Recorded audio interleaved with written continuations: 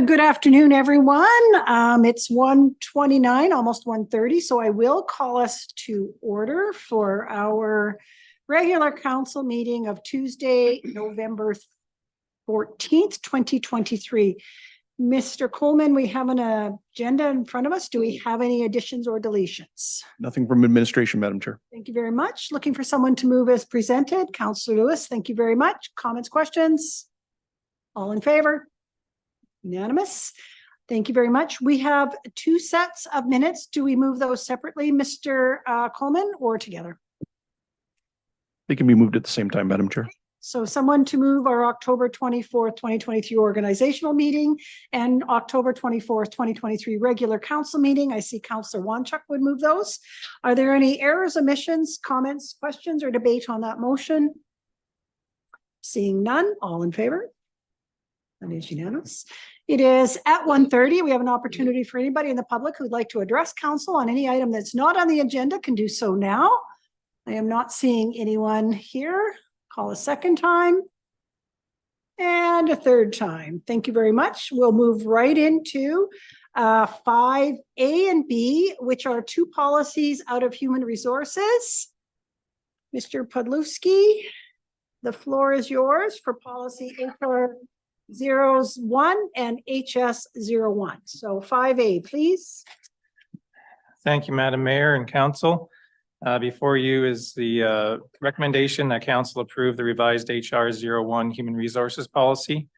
This HR policy was approved in February 2019, so it's got its 4-year review cycle.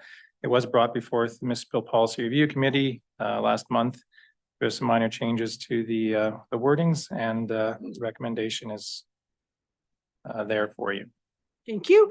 I'm going to go to Councillor Scobie, who's the chair of Policy Committee. Are there any comments you want to make before I open up the floor, or questions? I don't think so. It's like Kent said, it was just it was a review, a few wording changes, not much changed in it. So, all right. Thank you very much. Any questions from council on the new policy, HR 01? I am seeing no questions. Someone want to move the approval? Councillor, I would move that. Scobie. All right. That we approve the revised HR 01 Human Resources Policy. Any debate, questions on the motion? Seeing none, all in favor? Unanimous. Thank you very much. On to 5B. Mr. Podlewski, this one is yours as well. Yes, thank you. So similar recommendation. This is for the Council approve the revised HS 01 Health and Safety Policy. Similarly, we brought to the Municipal Policy Review Committee last month. This one's a little past due for renewal, but we got it out to you. Again, some wording changes to the follow best practices. We did remove the word wellness because we thought wellness was more the mental health side fit under the human resources policy. So this is now just strictly the health and safety policy. Okay, thank you. Comments from the chair of that committee? I guess once again, it's as Kent said, it's wording and some formatting and pretty much just the review. It was time for review and it's done. So thank you. Just to Mr. Podlewski, I really appreciate the removal of the word ensure. As we know in our discussions, it's impossible to ensure anything. I think the choice of the word promote is actually very wise and suits that. And I too see it as just being some cleanup of some language, some realignment with the other policy. And with that, I will put my name to moving the approval of revised HS 01 Health and Safety Policy and open the floor for any debate on the motion. I'm seeing no hands, so I will call the question. All in favor? It is unanimous. Thank you. Thank you very much for your work. Thank you. On to 5C, which is our snow policy PG03, snow clearing on country roads. And we don't have Mr. Broadbent today. So the floor is yours. Ralph, go ahead. Thank you, Madam Mayor and Council. The recommendation is that Leduc County Council approves the revised PG 03 snow clearing county roads policy as recommended by the Municipal Policy Review Committee. Policy PG 03 requires amendment as there is currently no approved service level for snow removal in the urban residential area. As urban residential development continues and population in the area increases, it is important to identify a service level that residents can expect and that can be met. No funding is required at this time, but as the policy is developed and infrastructure increases, additional funding will be required in future budget years. At the Municipal Policy Review Committee on October 26, 2023, the committee reviewed and revised policy PG 03 snow clearing county roads. The revised policy recognizes and maintains the high level of service provided in snow clearing on rural roads while providing a balanced service level for paved roadways and a new service level for urban residential collector and local roads and pathways. The service levels outlined in this updated policy allows strong utilization of equipment and staff while providing a high level of service and maintaining safe winter roads that are consistent within the region. The policy was also revised to include a road classification consistent with the transportation master plan to ensure consistency in language and will ensure that as roads are developed or upgraded, that they will be a clear understanding of service level. Suggested changes were as follows. The policy statement should state provides as opposed to believes in providing. In addition, a definition for freezing rain. Add a statement in regards to how persistent weather events and available resources may impact time to clear. And also states where new SREPTA is captured, which is in table 1P3, rural, residential, local. So the current snow clearing county roads policy PG 03 has been in place for many years and it has continued to meet our needs of rural settings on those roads within county residential hamlets, Nisku Business Park that have open ditches, large boulevards, and limited curb and gutter. We have seen over the past couple of years that the policy does not meet the urban residential area and has caused misunderstanding with residents in the area as the equipment and resources do not exist to meet the desired service level. As urban residential growth continues in the East Vistas area structure plan, it is important to have a clear snow removal service level to support residents in this area in a fiscally responsible and achievable manner. We currently have 180 homes in the urban residential area with expectation that in the next 2 years, this area will have 480 to 500 homes with potential over the coming years to grow to almost 9,000 dwellings and a population potential of 23,000. For example, the CCC for Churchill, Meadows, and Irvine was recently completed and road operations are now responsible for snow clearing for that phase. From a transportation perspective, this area will have various functional road classifications to move to a multimodal traffic, including arterial roads, collector roads, local roads, lanes, and multi-use pathways. The current service level provided for our gravel network is meeting the needs of our residents and allows for good utilization management of available equipment and staff. Service levels pertained to paved roads have stretched available resources and staff with the completion of Spine Road and the additional 54.5 lane kilometers of paved roads over the last 5 years, totaling 829 lane kilometers within Leduc County, and as outlined, has not addressed the urban residential area. So we are continuing to monitor our service levels in the county residential subdivisions, and we are intending to trial small plows and sanders within these areas this coming winter. We are intending to get 1 lane in, 1 lane out in a shorter time frame than 72 hours. In this development of the policy and its changes, we continue to envision an end state of our snow removal service levels, and we will make operational decisions to enhance the policy. and we will continue to challenge ourselves to improve our service levels by looking at equipment improvements, scheduling, routes, etc. Thank you. Thank you. Okay, any questions on the policy? I will turn it over first, not even for question, but comment. Go ahead, Councillor Scobie. Yeah, I guess this policy's just been updated to handle our urban areas that was never in policy before, so that's kind of covered, and it lays out our schedule of when you can expect roads to be plowed and cleared, and depending on, well, it puts the roads in a priority of how they're going to be cleared. Now it's in black and white, so people should be able to understand exactly what to expect as far as getting themselves plowed out. It's right there, plain and simple. So just clears up all those problems that we were having. Thank you very much, Councillor Lewis. Thank you. Just to comment on some of the definitions, they really help, hopefully will help the readers understand exactly what each of the definition means and how it applies to them. So thanks for that. Okay, I do have a question, and I wish I would have noticed it in policy committee. When I look at table 1, everything is listed in hours except for the urban residential local roads and lanes, and that's in days.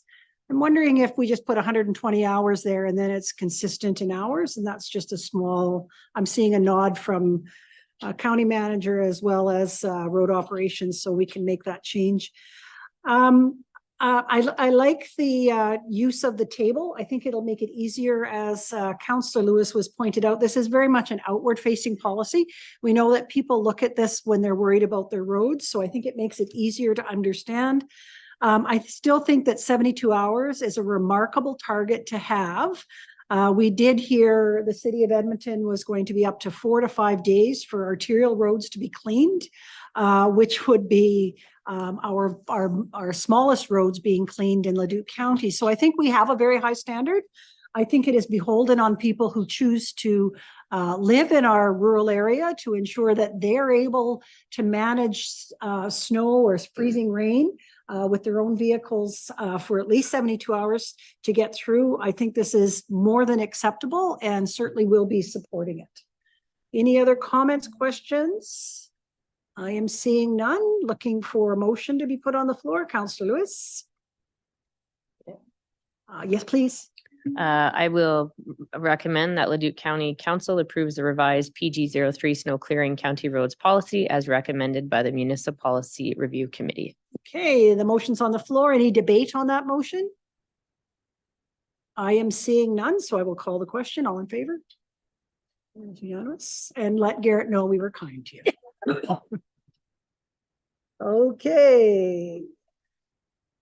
I am now looking at policy UT08, which is 5D, and that is Hamlet wastewater service connection utilities. Whenever you're taking the lead, Mr. Modoc. Thank you, Madam Mayor and Council.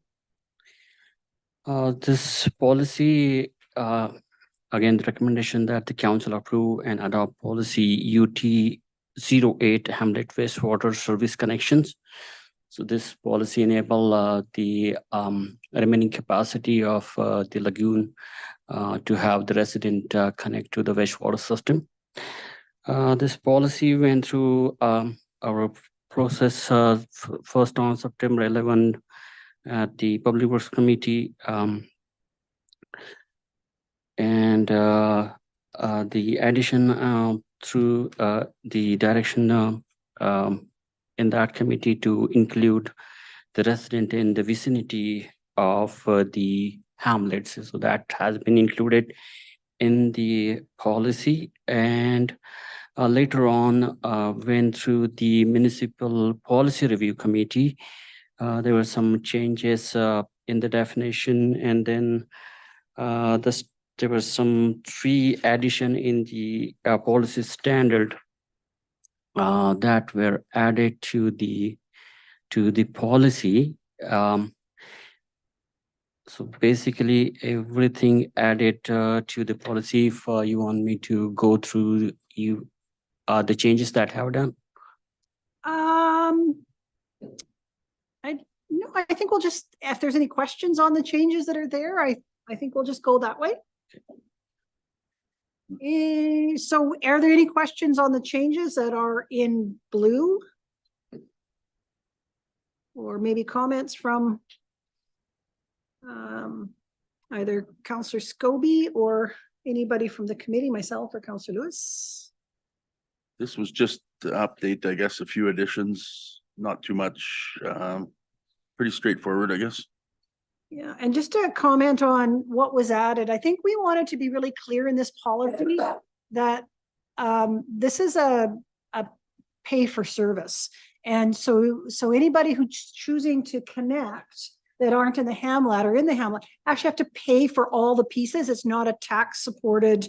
It is so part of the addition of number 3, which talks about getting the permits and the costs, and number 6 is really to be clear to people that the county is not going to be paying for those costs for connections. Once you're connected, then you pay the fees as everybody else, but it is your responsibility to pay for the connections. And I believe that that's really clearly laid out here now. That's correct.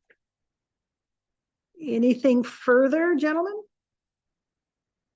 Okay. Any other comments? I am seeing none. Looking for a motion. Councillor Balazer. Move the recommendation that council approves and adopt policy UT-08 Hamlet wastewater service connection. Thank you very much. Continued comments, questions, or debate on that motion? I am seeing none. We're an agreeable bunch today. All in favor? It's unanimous. Thank you, gentlemen. Thanks, Madam Mayor and Council. On to public hearing, which is number 6A, public hearing for bylaw number 1923. I'll wait till the gentlemen start to get settled. So I will call us to order at 1:47. I am the chair. I am Mayor DeBlanco. I'll be the chair of the public hearing, and all questions and comments shall be directed through me. Council is here to listen to the information presented and make a decision on the matter that is the subject of this hearing, which is bylaw number 19-23, second and third readings to repeal and replace the Queen Elizabeth II Business Park Local Area Structure Plan. This is, of course, a formal hearing and not a debate, and everyone wishing to speak who has pre-registered will be given an opportunity to speak once to the matter is called on by myself, the chair. Each presenter must state his or her full name, address, and their interest in the matter, including whether they are in support or non-support. Individuals who do not identify themselves will not be given an opportunity to speak. Each presenter is asked to sign in on the form located on the presenter's table. Presenters are encouraged to stay within the 5-minute time limit of their presentation, and when speaking, to keep their presentations to the point and refrain from restating points raised by previous speakers if possible. If new presentation materials are provided, you may be required to email a copy to the legislative coordinator. I'll now call on Mr. Evans and Mr. Ansaldo to introduce the subject of the hearing. The floor is yours, gentlemen. Thank you very much. We're here today, as noted, to look at repealing and replacing the Queen Elizabeth II Local Area Structure Plan. This is part of the updating of the subordinate plans to the Nisku Major Employment Center Area Structure Plan, or the Nisku MEC, as I'll call it from now on. And this is one of the 4 underarching plans that are being updated.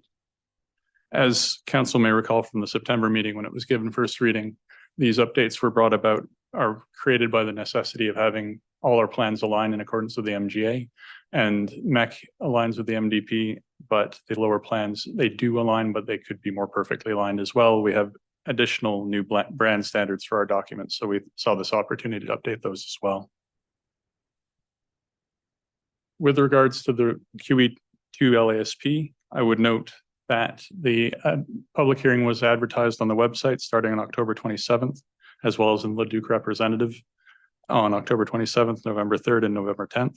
It was also promoted on our social media channels on November 4th and through the public participation opportunities e-newsletter on November 1st. Lastly, this update was provided to the cities of Beaumont and Edmonton in accordance with the IPF, and they have indicated they do not have concerns with it. But unfortunately, I wasn't able to give them enough time to get those comments in before the report was due, so I'm bringing that in verbally. The document you have before you is slightly different than the first reading version, and so these 6 items have changed. Section 3.4.1 is now updated to state that the constructed spine road terminates at Allard Avenue and not at Township Road 510, as it previously stated. This 3.4.2 removes the word proposed from the Pioneer Skies Expansion Area Stormwater Management Facility, as that has been constructed. Section 3.5 has been updated to remove the reference to Irvine Creek and environmental reserves. Section 4 and Section 6 are updated to reflect that Range Road 244 is commonly called 16th Street, and we felt that it might be better for clarity to use that terminology. Section 7.1 is updated to include a general description of the existing and future water looping for the plan area, and Section 7.2 is updated to reflect the fact that sanitary connections east through the Phase 2 lands will not be possible. To clarify, in the document itself, it does refer to south and east, and that's because the connection point is on the north boundary of the parcel, and so the connections would have had to just come south and then go east immediately. After the public hearing, we are looking at the continuation of the process.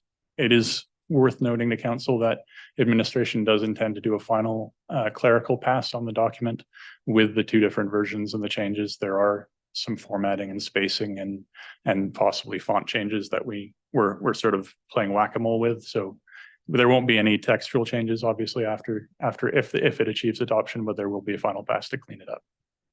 Okay. Okay, thank you very much. Are there any questions for administration at this time?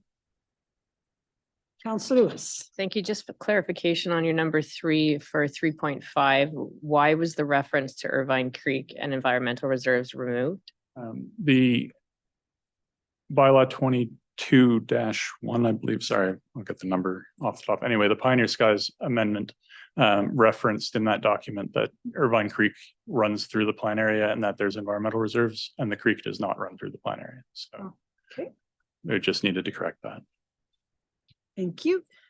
Are there any further questions at administration at this time? Seeing none. Mr. Coleman, have we received any relevant correspondence since the package was sent to council? Nothing, Madam Chair. Thank you very much. Are there any registered speakers at this time? There is not, Madam Chair. Is there anyone in council chambers today who wishes to speak to this for or against? I see no one coming forward. Right, no further questions for administration.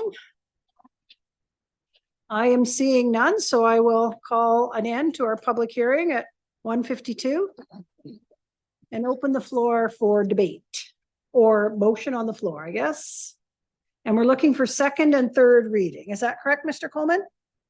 That's correct, Madam Chair. Councillor Blaser, will you move second? Second reading. Councillor Blaser will move second reading on bylaw 1923. Comments, questions, debate? I am seeing none. All in favor?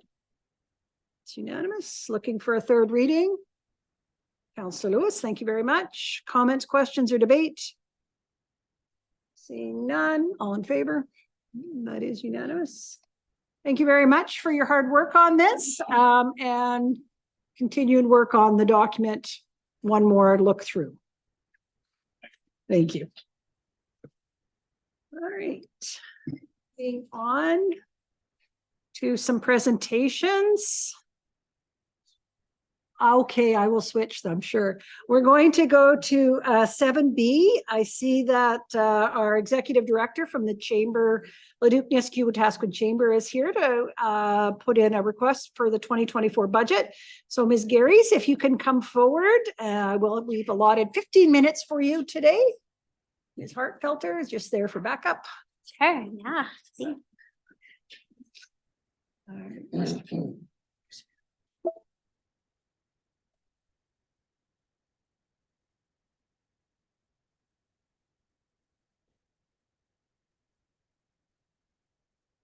Am I running it, Joyce? Or are you? Oh, no, I'm doing it. I'm doing it. Yeah. Okay. They're watching you do it. Oh, yeah. No pressure. My mouse wasn't working. Here, give me a moment.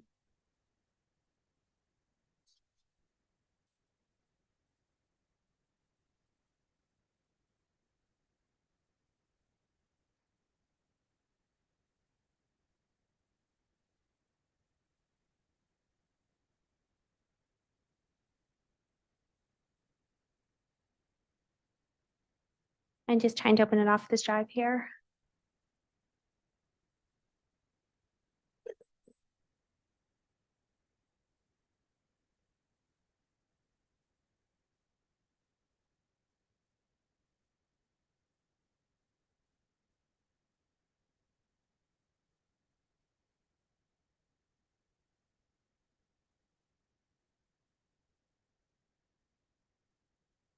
It's coming, it's I coming. know, technology's always I slow when know, you I need it to be know. fast. There we are.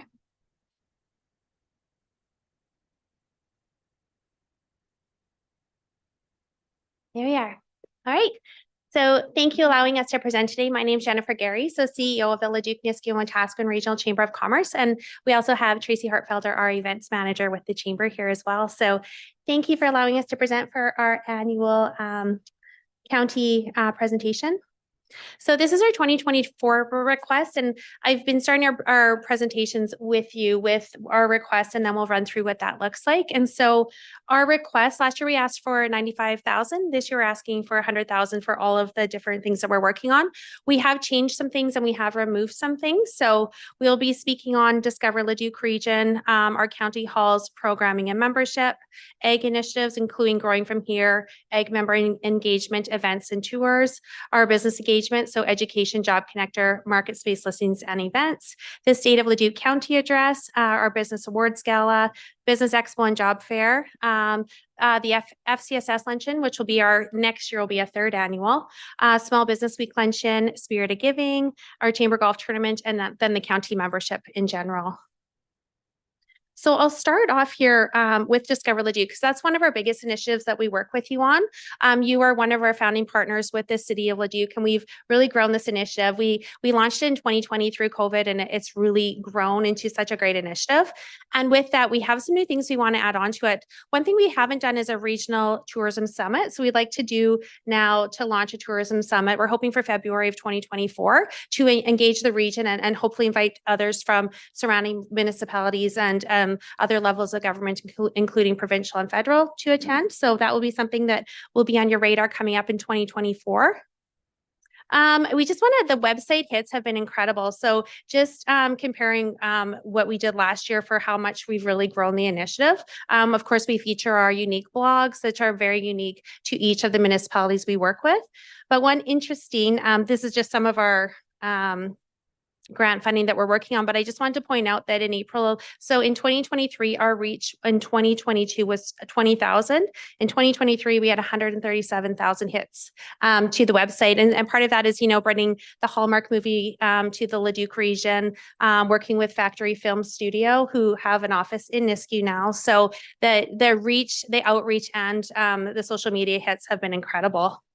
I will back up though, but I wanted to mention that we are always seeking grants, and we are seeking grants for this year. We were able to get the Travel Alberta investment grant to do a play and stay package with our local golf courses with Leduc and Red Tail Landing to attract people to come on the golf side and then to stay in our hotels in the region.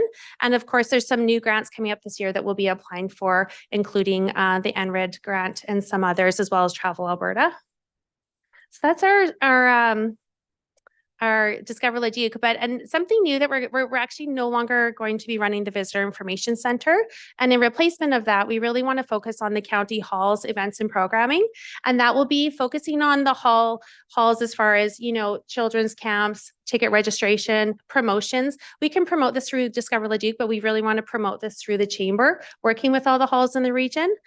We signed an agreement to run the Pigeon Lake Chamber, and with that comes, so now I'll be working a lot more out in Pigeon Lake, which I know also covers a portion of Leduc County.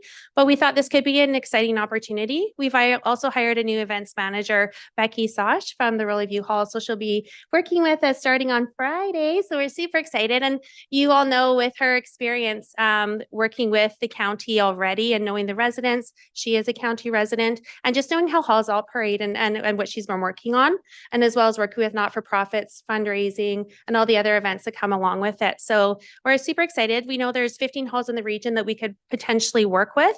This is just one, Telford. And with Telford Hall, we just picked out some of the things that they have throughout the year, including, of course, their AGM, their May Hall cleanup, and all the other things. But we think this could be a neat opportunity through the chamber to really promote what's happening at each of those halls that are all very unique with each other, including pickleball that they do at the Telford Hall, which I'm sure others are doing now too.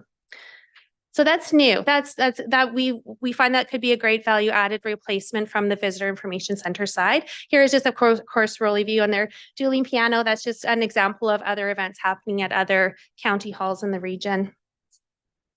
Egg initiatives, of course, Growing From Here Summit is coming up at the end of the month. That's been such a great initiative, partnering with Leduc County as well.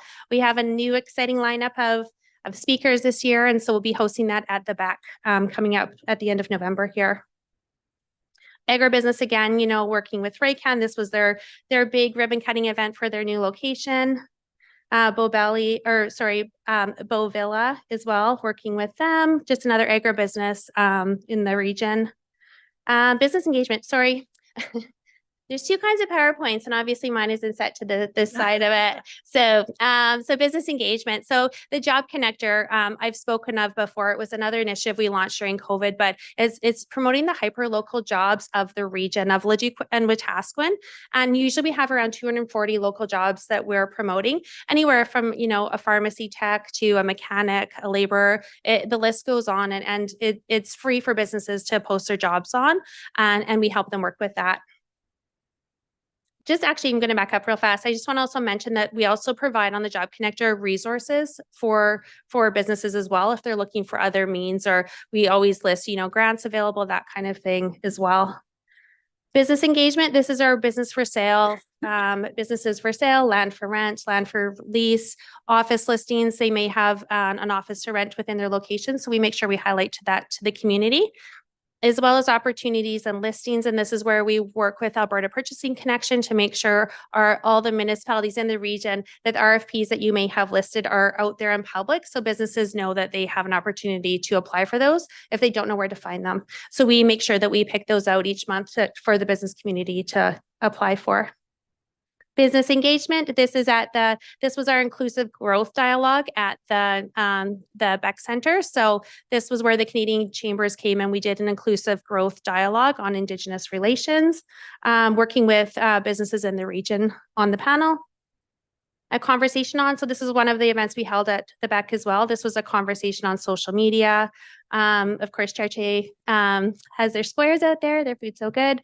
So this was one of the education sessions that we hosted there.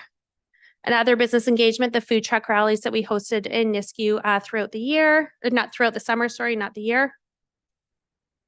Business summit. So we partnered with the county to host a business summit last year, and the ribbon cutting that followed along with that. So we'd love to work with you again on that this year if you're going to be running that, or supporting your economic development if they'll be organizing it. Ribbon cuttings, of course, Sunnybrook Welding and Vintage Towing. So just more engagement within the region, and not just Nisku, but all over Leduc County. State of Leduc County Address, another event. We hosted that one at Red Tail Landing. We always make sure we try and use different venue spaces within the region, and depending on where we are. A business awards gala. So here's Council Verde giving out an award for the Egg and Food Business of the Year. This year is the 1970s theme, so that will be hosted in March. We did combine Wetaskiwin into our awards, and this year we're going to be hyper-local more to Leduc Nisku area. So Wetaskiwin will be bringing back into the Wetaskiwin area. Our Business Expo and Job Fair. We worked with Fortis to bring out the birds of prey. FCSS luncheon, which has been actually this next year coming up in September will be the 3rd annual, and it's been really successful, and we've had such good feedback from it. So we'll be working with both Leduc County and the City of Leduc to host again in September. Small Business Week, of course, we have some businesses on the panel. Vintage Towing is on from the Leduc area, as well as Blake with Maverick Safety, who just recently moved from the Devon Industrial into the Nisku Industrial. The golf tournament, of course, our annual event that we host. Spirit of Giving Luncheon, and so we'll be hosting that again in December coming up at the Renaissance EIA. So we would love for you guys to be part of that again. And just our startup series. So our startup has done very well. So our startup again is our entrepreneurship initiative, working with businesses from 0 to 5 years. And it's free for businesses to have that support. Businesses, 0 years, even just having an idea and where do I even start with a business? Can I just get some mentorship as well? Up to 5 years, the next stage of growth. And so we do have a director hired to run that center. We also have done a Smart Start curriculum. So we actually have graduates in our second year now of classes that will be graduating in December. And so we'll be looking for a new cohort very shortly for the 2024 year. So startup was a really good initiative for us. It was another one that we really launched kind of that 2021 year.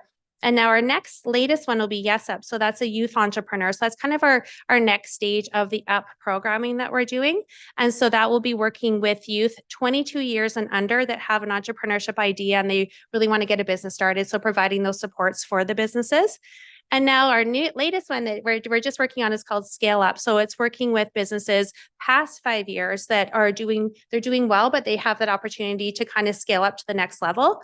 And so it's for established businesses. So that's our next part of the UP programming that we're working on that we're just getting ready to launch. So we don't even have the branding for that one yet, but that would be kind of in the next level of entrepreneurship support. Yeah, and just welcome to the chamber. You've been a long-term member of ours and a long-term partner, and we really appreciate how we work together with you. So yeah, so thank you. And no one presents quite as fast as Ms. Gary, so we 15 minutes. I'm like, yeah, lots of time for questions. I did say that. Thank you. No, that's great. Any questions for Jen on the budget or any of the presentation you just saw? I am seeing none. Generally, and you know this, Ms. Gary's, is we will accept your presentation for information and refer it to budget. So as long as we have no specific budget questions for you right now, I'd look for somebody to make that motion. Councillor Lewis will do that. Thank you.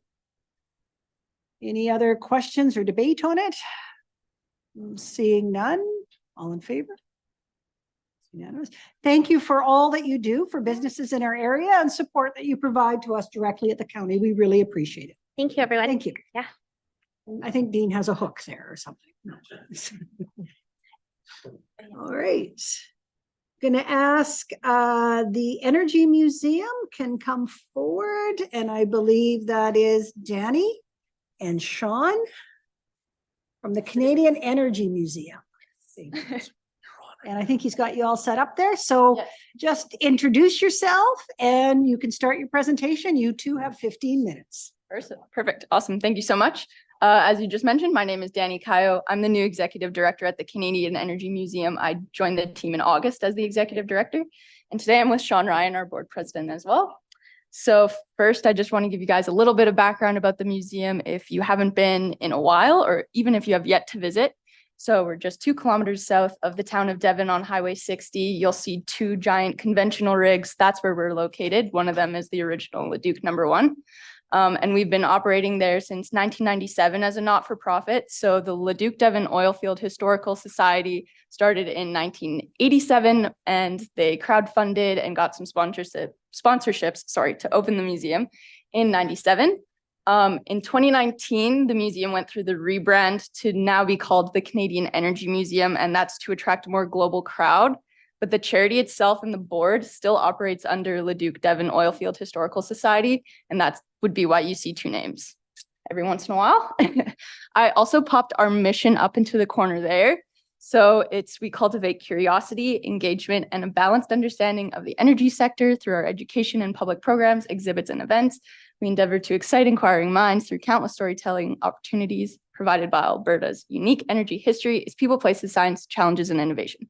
That's really wordy to me. I feel like a lot gets lost in translation, so we've abbreviated it temporarily to educate Albertans and Canadians on the history of the energy sector and encourage curiosity and development in Canada's energy future. So we've been doing this through our programming and events. Since 2021, we have completely revamped our field trips, birthday parties, summer camps, and virtual programming.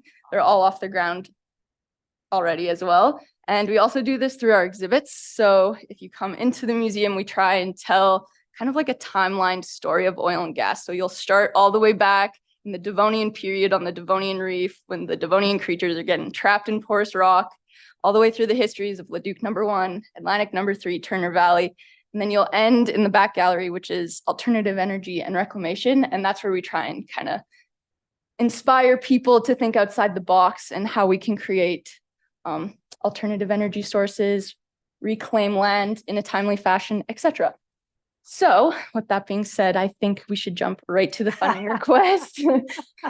So we'll be requesting $25,000 for 3 years. This is the same as our previous request for the county and our previous request through the city of Leduc and the request we just put in for 2024. So for 2024, the Culture Board recommended not to fund the Canadian Energy Museum. I did not put on that presentation, and I am in conversation with them now to get some feedback because we will be reapplying for funding in 2025. All funding would go towards covering our largest operational costs, which are wages and utilities including power, sewage, and garbage disposal, and payroll as well. So utilities, all included, is about $8,000 a month, and then payroll is between 10 and 20 a month. We are a very asset heavy organization. Our balance sheet is very asset heavy. So I wanted to compare our 2022 income to our 2023 income and our annual budget for the 2 years, and then we'll talk about the expenses as well. So 2022 is the year of the 75th anniversary, just to kind of put in perspective. So our admissions for 2023 year to date is already above budget. Our single line admissions, which is just guests walking through the doors, not initiated by programming, is 4 times higher than what was budgeted this year. That 25,700 in 2022 does include all the admissions from the 495 guests that attended the 75th anniversary. I believe we're going to hit this by the end of 2023. We already have enough programming booked to make it to there. Our campground, as you can see, is about 15% of our revenue. So since the museum opened in 1997, we have had to go a little bit out of scope with our services just to make cash flows work on a month-to-month basis. So we do have some long-term and short-term rentals at the museum as well. We rent some farmland and a farmhouse. We also rent some alcohol trailers, some sea cans, school buses park in our parking lot, just so that we can keep the doors open. Same with our land usage, that's included in the land usage, and the campground is its own line. So you'll notice our biggest discrepancies are in our grant applications for the past 2 years. So in 2023, we actually received no grant funding other than our CSJ and YCW summer students. Again, I've been applying for grants in the back end of 2023, but until my arrival, no grants were applied for. And you can also see in 2022 that the federal grants, I put an asterisk beside it because lots of it was restricted for intended use. And those 2 projects I highlighted at the bottom, 70,000 was for a documentary that was completed and went $30,000 over budget. And then we also had 10,000 restricted for upgrades in our storage facilities. That was completely used and also went over budget by about $5,000 or $7,000. So if you look at the income side of things, 2022 does not look like an outlying year. It looks pretty comparative to 2023 or any year since 2020. But on the expense side of things, 2022 was an outlying year for us because of the 75th anniversary. So that very first line you can see there, administration in 2022, $99,000 of that figure was strictly for advertising for the 75th anniversary. So that's not a cost that's going to be incurred again. Same with our contract services in that $35,000, 70. 10,000 of that was an event consultation fee, and our special events, that 11,600 at the very bottom there, again, was all entertainment for the 75th anniversary. So none of those costs will be incurred again. Our utilities and our waste and our payroll will probably end about the same this year. So last time someone presented to you on behalf of the Canadian Energy Museum, you were given a lot of goals. I tried to narrow those goals down. These are goals that we are leaving behind and we will not be focusing on in 2024.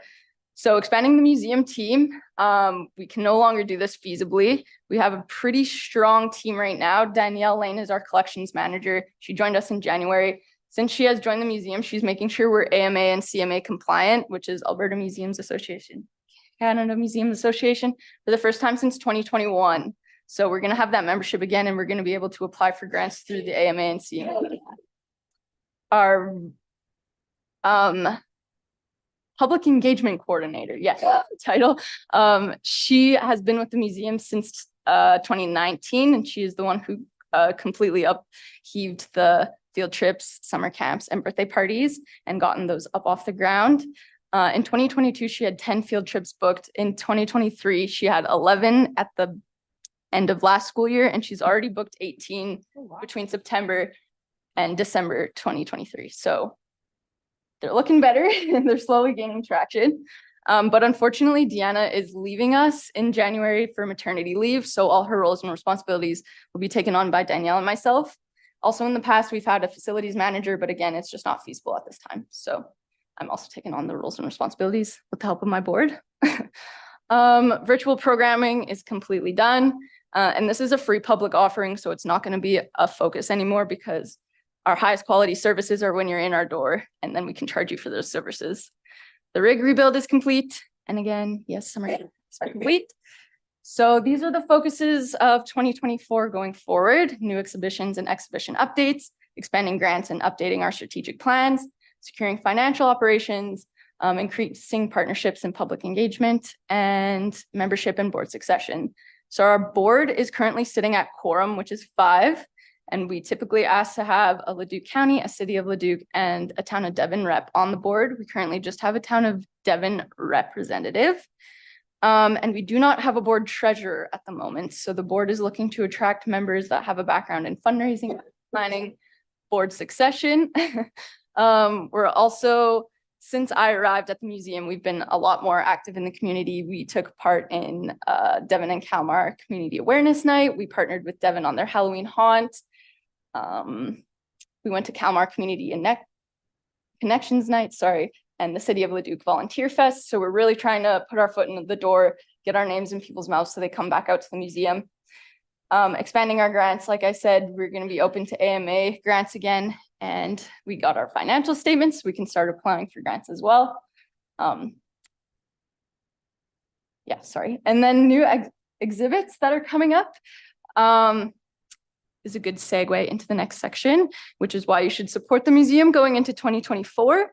So we have a new exhibit opening, the Leduc #1 and the Model Town of Devon exhibit in February. This is in partnership with Alberta Innovates and the University of Calgary. So they're making an app where you can virtually enter a skid shack like you are in a model town. It's kind of cool. So we got a small budget to update our galleries, which we have a lot of artifacts in storage, which I'm really excited we're going to be able to get on the floor so guests can see them again. And we're also going to host a little event for that. And Danielle is already working really hard to get a lot of artifacts that we have in storage or with the Devon Historical Society back onto the ground so that there's stuff to see when you come to the museum. Another reason to support the museum is we have some new partnerships going into 2024. The one that I am most excited about is we are hosting Devon Fest 2024. We're partnering with Red 19, and they're going to be using our grounds to host the festival. We met with them last week and it went really good. Devon Dino also is looking to partner with us to do a Mother's Day event called Girl Power. And then, like I said, we're constantly growing our relationships with the Town of Devon and the Devon Historical Society. So then the last reason to support the Canadian Energy Museum going forward, do not have our heads in the sand. We know that we have a cash flow problem at the moment, and we're looking to shed some assets, specifically stuff that does not align with the long-term strategic plan, the farmland, the farmhouse, stuff like that. In the short term, this provides us cash flows, but in the long term, this makes us look a lot better for successors because we don't have a lot of redundant or out of scope assets sitting on our balance sheet. Thank you guys so much for listening to me. I know I talk really fast, so I'm really sorry if that happened. But thank you so much. If you have any questions or comments, you can let Shauna.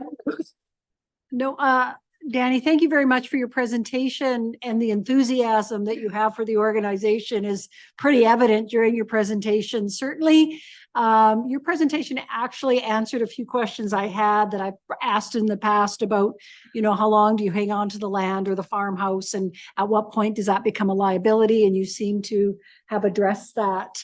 It sounds like you're working hard to get the museum more accessible for education, which I think is really critical to your future success. So that was great to hear. Are there any questions for Danny or Sean? I am seeing none. So I will move your presentation for information and refer your financial requests to our budget meetings. Thank you again. I actually want to go out there again now. It's you've made me enthusiastic about going back out there and seeing it. So thank you. Hope that you choose to stay for a while at the museum. You seem to have the right attitude for making it successful, and that is so great to see. So thank you. Thank you very much. Thank you. Thank you. Thanks. All in favor of my motion? I just forgot to call the question. I just got talking. That is unanimous. Thank you. And Mr. Honesty, are you introducing this last presentation? I will, yes. Okay. And our last presentation today is 7C, which is Dana McFall, Leduc County Library Board 2024 budget.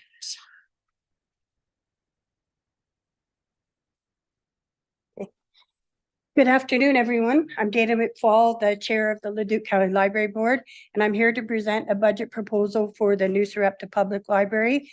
And there's two parts to my presentation. One is the budget proposal, and the other one is a feasibility study proposal, which I'll do at the end. I'm going to talk very fast because I have a lot to cover. We're fast listeners, so we're good. First of all, I'd like to share with you some of the things that have been happening in our library.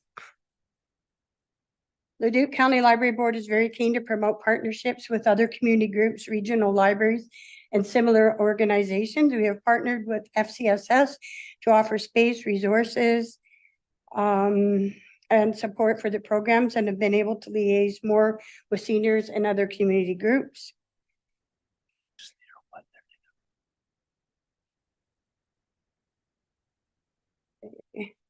Where am I here? The Friends of the Library are known as an extension of the library and put on events for the community, raise money, and increase the profile of the library. We have an adult book club, which consists of 6 to 10 members every month. We've been running our book club now for over 10 years. This is our summer reading wind up, and the kids had different stations to go to and had fun games. We wanted to rent a bounty council, but Black Gold Schools wouldn't allow us to have it on their property. And as it was, the weather didn't permit us to be outside. We started a Mom and Tots program every 2 weeks, but parents wanted it more often. We had to move it to the Agriplex in September because the school did not think that it was safe for us to have the little ones in the school in the morning when it was busy. The parents prefer coming to the library, and we will move again when school is out. We've had up to 15 attendees. We started a teen program after school on Wednesdays. It started with 4 kids, but every few weeks more have come to check it out. It's teen driven, so they come to do crafts, homework, use the computers, play board games, or just sit and chat. It's good for kids who have no one at home after school and kids who are waiting for a ride. Some kids didn't want their faces showing, so we had to cover them up. We have some family programs going. We had a bad arts night, and I attended as a judge, but I was going through some old files while I was waiting, and a little boy came up and he was looking at all the art, and he said, "I'm not going to be the winner, I'm sure of it." And we didn't know when we judged them who was doing which art. So in the end, both him and his mom won prizes. So he was very thrilled. And where am I here? Okay, I want to skip that one. This is 1 month of programs that we're running in our library. It's just an example month. We are now mailing out these every 2 months to our community members. And we found that doing that really increases the amount of people coming to our programs. It costs us more in advertising and printing costs, but we feel it's worth it. Here's a snapshot of some of what goes on a regular basis. Book club monthly, movie Saturdays are well attended in the winter when the weather is bad and people do not want to travel far for entertainment. Programming this summer was well attended and the summer reading wind-up had 20 attendees. Recognition of innovation. We have become a library of things. We have many items such as metal detectors, snowshoes that can be signed out. We installed storyboards for the community groups to use. We have quite a few volunteers. We have quite a few people wanting to help out with our events now. They promote library at community events, do fundraising, grant applications. The Friends received a grant, and one event was a storytelling, which had 30 people come and listen to professional storytellers. They assist the librarians on occasion when hands are needed when they're running programs. And now, this is the budget proposal. We are presenting the last year and what is proposed for next year, so you can see what the increases are. In 2022, we had no increase in percentage, and the ask was $46,280. In 2023, we had an increase of 6.98% for the total of $49,510. In 2024, we are requesting an increase of 5.29% for a total of $53,131. Even though the costs are increasing, we're confident we can keep offering these same programs with this increase. We wanted to be open and share the money we have in all our accounts. We saved money because of COVID and staff illnesses. We want to expand on our capital reserve account towards getting our own library. Our share of the provincial grant that we got to keep was $27,430. At the end of October, we had spent 96% of our budget.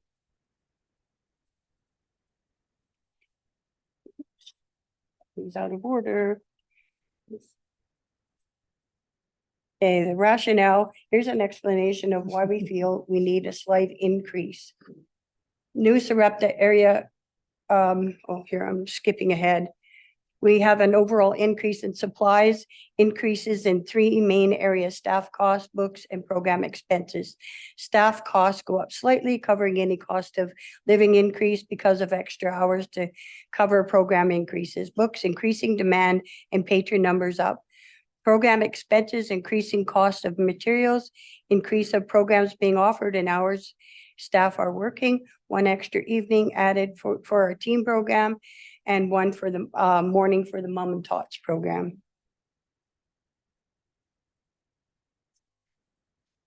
New Sarepta area population is going up, and there are 4,420 individuals living in a New Sarepta recreational area. Many families with young children are moving in. The library is a thriving community hub and is only getting busier. I'd like to save the questions until after the feasibility slide, if possible. New Sarepta has always been fully supported by Leduc County. This has allowed us to become an invaluable and busy community resource. Our library and community thank you immensely for your continued support.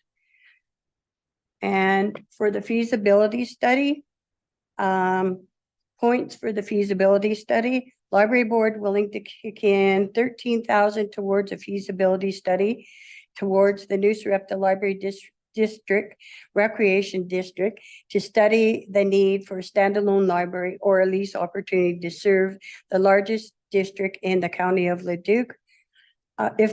If council will match this to do a fact-finding study.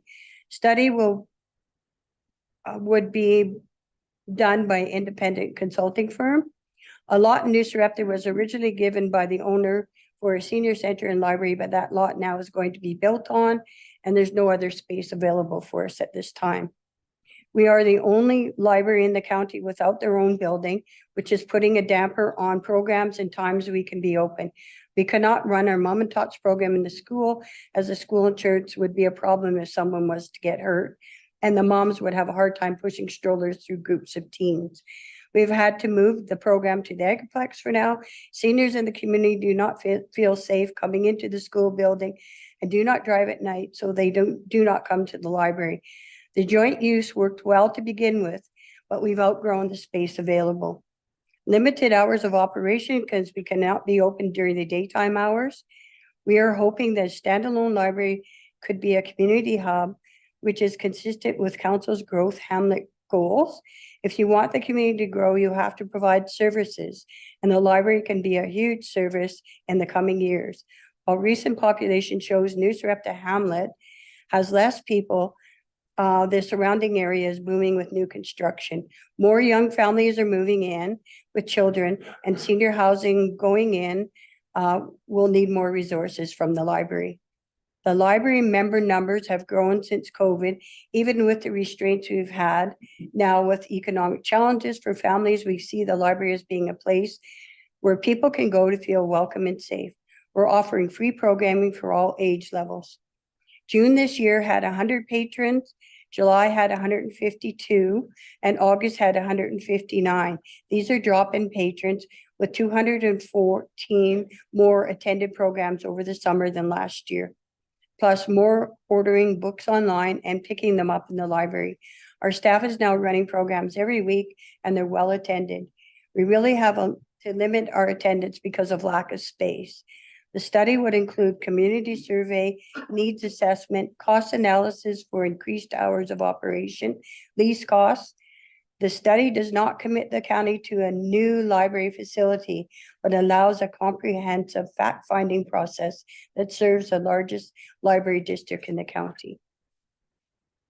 Any questions?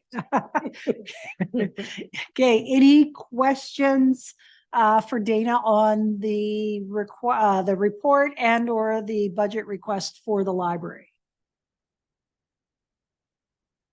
I'm seeing none. And again, we will accept your report for information and refer it to budget for deliberation. So looking for someone for that motion to accept for information and refer to budget. Councillor Balazar will put that on the floor. All right, any debate on that? I am seeing none. Just for Oh, go ahead. clarification, the matching grant request is in the same motion. Did you want that broken out or in this within the same motion?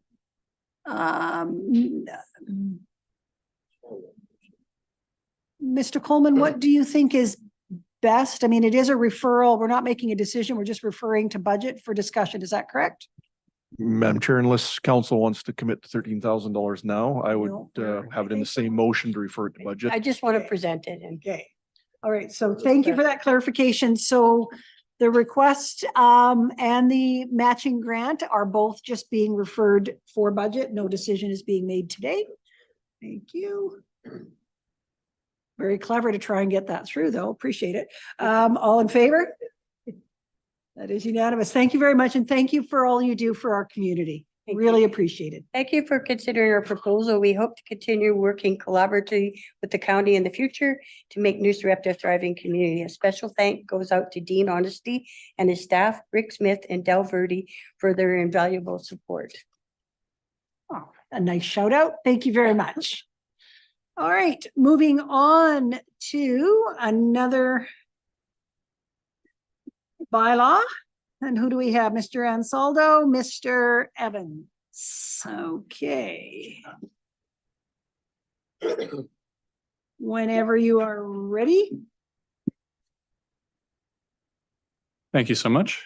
We're here today to seeking first reading for 3 separate bylaws. For the sake of conciseness, we've combined into one report because it would get pretty repetitive otherwise. So we're looking for bylaws to repeal and replace the WAM Industrial Park Local Area Structure Plan, the Royal Cabarra Local Area Structure Plan, and a bylaw to repeal the Northwest Saunders Lake Area Structure Plan and replace it with the Northwest Saunders Lake Local Area Structure Plan. This is, as we covered a little earlier today, part of the updating of plans underneath the Nisku MEC. That's the Nisku Major Employment Center Greater Area Structure Plan, and Nisku MEC for short, which was adopted in September of 2021. That aligns with the MDP, and the underlying plans, the local area structure plans, are being updated to align with that. In addition, this will bring them up to date in terms of the time and place and align them with the new county brand documents, or the brand standards, I should say. So with regards to the specific documents themselves, we've got the general timeline there in 2008.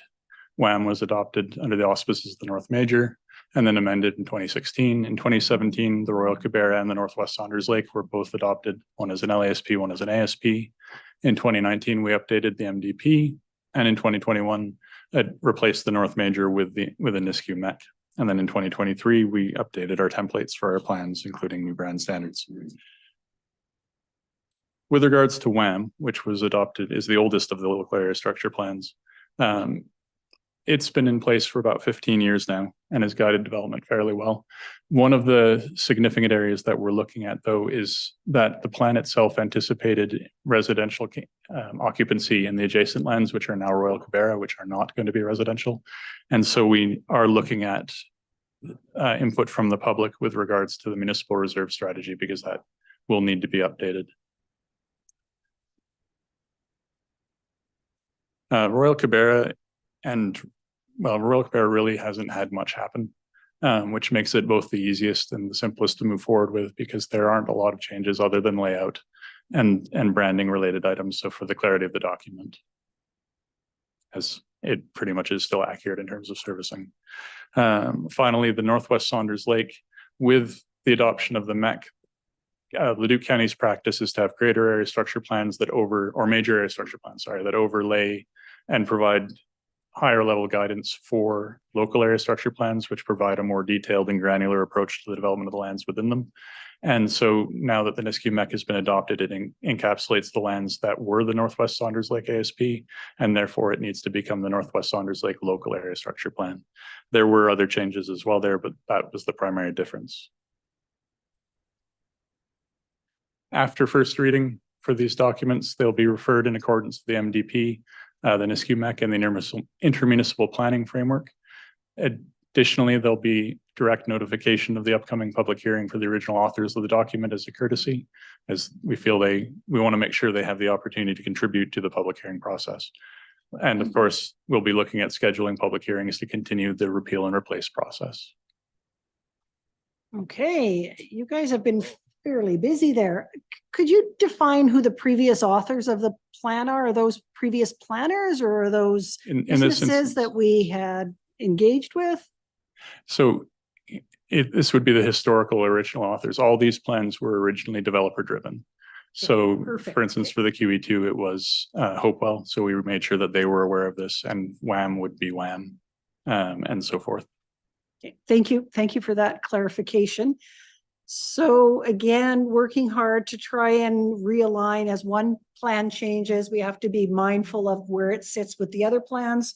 So this will bring into alignment some of these other plans to ensure that when we go to develop, we're ready to develop. Is that part of the plan? Yeah, it also, with regards to WAM, WAM in particular, we were able to move from saying this is how things will be built in the area to how they have been built, and to provide certainty and clarity about roads, networks, and things that have actually occurred. So it's a 2023 document instead of a 2008 document. Okay, all right. Sounds good. So we're looking for 3 bylaws, and after we do first reading on the 3 bylaws, our staff will go out and work on a public hearing and engagement so that we can then have a fulsome discussion at a public hearing later about making a decision. So any questions? I'm seeing no one. Looking for someone to move first reading to repeal and replace the WAM Industrial Park Local Area Structure Plan. Okay, thank you. Councillor Scobie will move first reading. Any comments, questions, or debate on that motion? Seeing none, all in favor? Okay, thank you. Looking for someone to move first reading to repeal and replace the Royal Kibera Local Area Structure Plan. Councillor Wanchuk will do that. All right. Comments, questions, or debate on that motion? I am seeing none. All in favor? That is unanimous. And looking for someone to move first reading to repeal the Northwest Saunders Lake Area Structure Plan and replace it with the Northwest Saunders Lake Local Area Structure Plan. Councillor Lewis, thank you very much. All in favor? That is unanimous.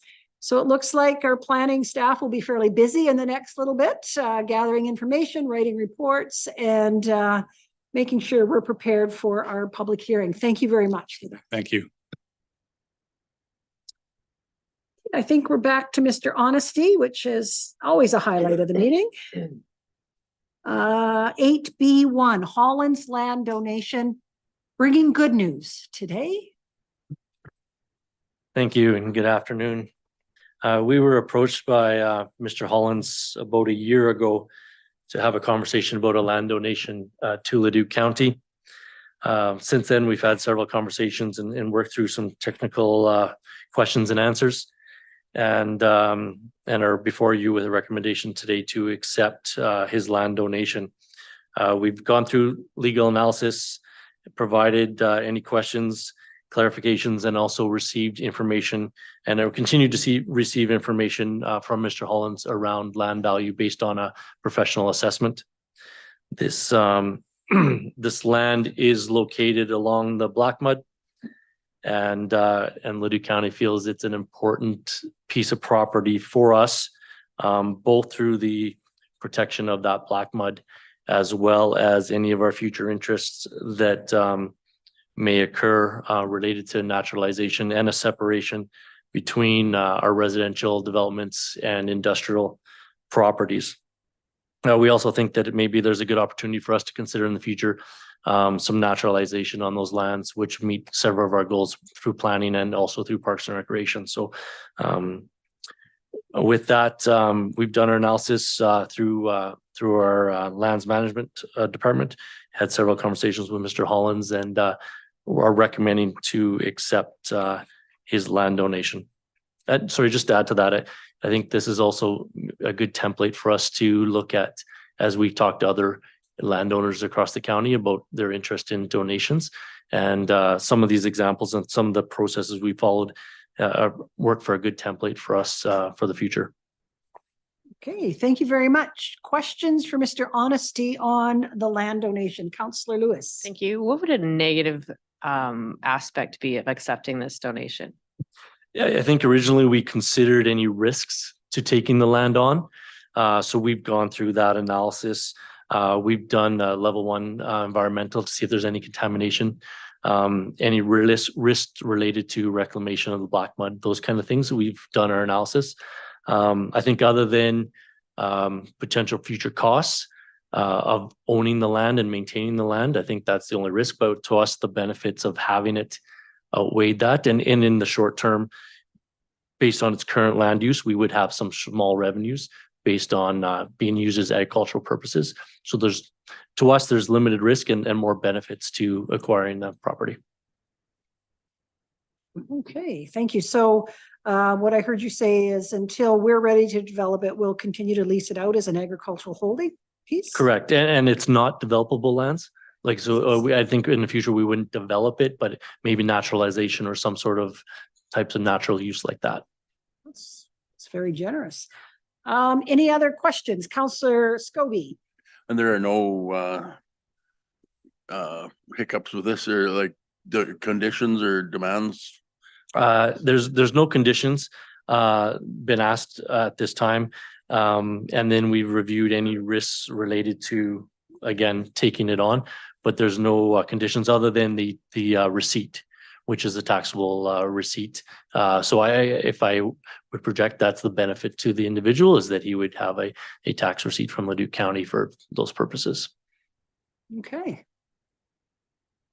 I think this is the first time this has happened in my 10 years here. I know we did have some land turnover to a land trust, but that was different. So this allows us, I love the idea of some naturalization down there, returning it to what it was at some point. I will make the recommendation that Leduc County Council accept the land donation of 96.47 acres located at Southeast 1950 244, roll 6322400, and upon receipt of a 2023 appraisal document and a phase 1 environmental report satisfactory to the county, provide the Hollands with a 2023 tax receipt for the fair market value of their land. So the motion is on the floor. I'll open up for any further questions or debate. Councillor Lewis? I think it would be a third party appraisal.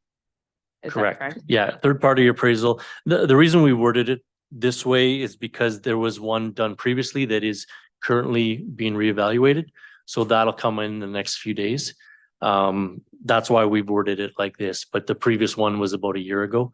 So that's why we worded it, because the land value may have been adjusted, but for our purposes, it just adjusts the receipt that we give the individual. So. Okay. Anything else? I've seen no other hands, so I will call the question on the motion. All in favor? That is unanimous. Thank you very much. Thank you. Hey, working through to the end of our agenda, we have 8C. We have 3 items. Accounts receivable and property tax receivable write-offs is 8C1. Ms. Weiss? Good afternoon, Madam Mayor and Council. Thank you for the introduction. Yes, I am here today to bring forward a recommendation for accounts receivable and property tax receivable write-offs. So back in October of 2023, Council approved an uncollectible receivables policy. In that policy, it stipulates that each year Finance will bring forward a recommendation for write-offs in excess of $500. So for 2023, we have 3 accounts currently being recommended for write-off. The first one is a vehicle fire. It has been at collections for over a year. We have exhausted all of our efforts and collections efforts. And the second one's for a motor vehicle collision, which has also been at collections for over a year at this point. And the third one is from the provincial government, the government of Alberta. And what it is grants in lieu of taxes. So on their website, it speaks to, so I'll refer to it as GPOT funding because that's how they refer to it. So on the province of Alberta's website, it says the recent GPOT funding reduction was necessary to help the government reduce operating spending while still providing a portion of the grant to contribute to the cost of municipal services provided to government properties. So over the last few years, they have paid a portion of our GPOT revenue. In 2019 and 2020, they paid 25%. And then in 2020 to 2023, they're paying 50%. So when they send their payments, they reduce the amount that we've invoiced for that grant in lieu by 50%, and that's what they pay. So that's what that third item is, that 61910. Okay. So for those 3, and then in addition to the 3 items, the county manager or the delegate can approve accounts less than $500. So as of right now, we have 4 uncollectible grant in lieu's for a total of $1,290. So that's the portion of their grant in lieu's that were less than $500, and 12 utility accounts totaling $322.68. So at a first blush, and I haven't fully reviewed them yet, the majority of it was, say, somebody underpaid by 5 cents, something along those lines. So that is the extent of our 2023 write-offs, just following in line with that uncollectible accounts policy. So what I'm looking for today is council's approval to recommend the 3 write-offs as presented. Okay, thank you very much. Any questions on the information provided in the report on write-offs? So just a question on the vehicle collision. does not everyone have insurance, and does insurance not cover the cost of a vehicle collision either by the victim or whoever created the accident? From my understanding, not everybody does have insurance. Oh, But one that I have historically heard of was somebody who borrowed another person's vehicle. And then that person said, no, you didn't, stolen vehicles, things like that. We will invoice for. all right. It's what it is then. I guess not everyone has insurance. Looking for someone to make the motion to approve the write-offs of the following accounts receivable and property tax receivable balances of $6,339.10 for the years 2019 to 2023. Councillor Wanchuk, thank you very much. Any other questions or debate on the motion? I am seeing none. All in favor? That is unanimous. Thank you for that. Go out and buy insurance, everyone. Yes. On to 8C2 and 8C3, which are both requests for waiving property tax penalties. Ms. Kwok, you're taking these? Okay, whenever you're ready. Good afternoon, Madam Mayor and Council. I'm here today with a recommendation to deny the request to cancel a tax penalty of $237.29 on row 3698000. The property owner explained that they were away from home taking care of a family member who passed away on July 27th, 2023. The property owner returned home on August 4th, 2023. The tax levy and penalty were paid on October 13th, 2023. Our recommendation of not to cancel the penalty of $237.29 on row 3698000 is based on adhering to the penalties on current and arrears of property tax bylaw 0121. Okay, thank you. Any questions on the report? Go ahead, Councillor Lewis. Thank you. When was the notice sent out for property tax? The notice was sent out on May 11th, 2023. And county also posted a notice of mailing of the 2023 assessment and tax notices in the Leduc representative on May 12, 2023. I believe I saw that notice saying that taxes were due on the end of June. Go ahead. Although the circumstances of a family member passing away is very unfortunate. It says that they made the payment through online banking, which is accessible from any location at any time. I'd be happy to put the motion forward to deny the request to cancel the penalty. Thank you. Thank you, Councillor Lewis. The motion is on the floor. Any questions or debate? And again, unfortunate circumstances, but tax dates have remained stable. And as you said, online banking or notification ahead of time about issues could have been made. Thank you. I will support your motion. All in favor? Unanimous. Thank you. 8C3. Good afternoon again. There is the recommendation to deny the request to cancel a tax penalty of $246.57 on row 1236000. The property owner claimed that the original, together with the revised property assessment and tax notices, had never been provided to the owner and the related financial institution. The owner found out the levy and penalty amounts after receiving a county letter in early October. As such, the tax levy was only paid on October 31st, and the penalty balance remains outstanding as of to date. Based on the administration's record, tax notices were mailed on May 11th, 2023, and county posted a notice of mailing of the 2023 assessment and tax notices in the Leduc representative on May 12, 2023, in accordance with the Municipal Government Act. Tax notices are deemed to have been received 7 days after the date of mailing. Email was also sent on May 11th, 2023 to the financial institution regarding 2023 property taxes owing. The financial institution acknowledged the email on May 24th, 2023, advising that the payment would be paid separately. In addition, there was a change to the property assessment in June 2023. The revised notice was mailed and the statutory declaration was completed on June 14th, 2023. A copy of the declaration has been provided.